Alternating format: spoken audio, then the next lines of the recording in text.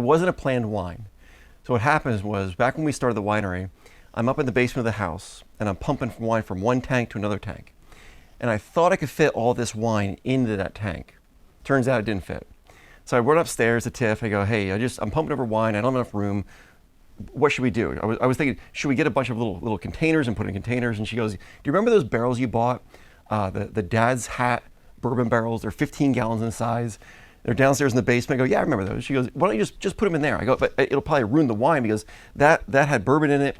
It's so overpowering. It's strong, robust. And she goes, what else are you gonna do? So I'm like, sure, sounds good. So I pump the wine in these barrels, just thinking I'm destroying the wine, right? A year passes. Then one day I'm up in the basement of my house looking around, and all of a sudden I see these 2 little barrels in the corner of the basement. I go, oh my gosh, I remember these barrels. I wonder whatever happened to these guys. I walk over, we break them open, and we pull a taste from it. I looked at Tiff and go, oh my God, this is the most amazing one I've ever tasted in my life. And there was the birth of Godfather.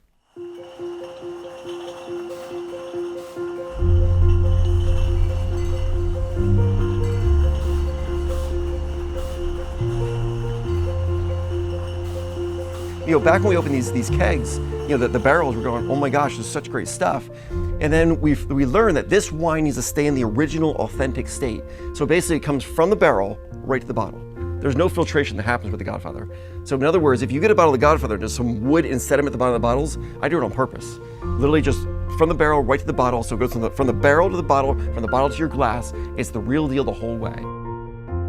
Blue Ridge owes a lot to the Godfather. I mean, it really is a wine that's a staple to the company. It's put it on the global map when it comes to brands of wine, when it comes to quality of wine, when it comes to uniqueness. I would say we were doing Godfather in bourbon barrels long before anyone else in the country was ever doing wine in bourbon barrels.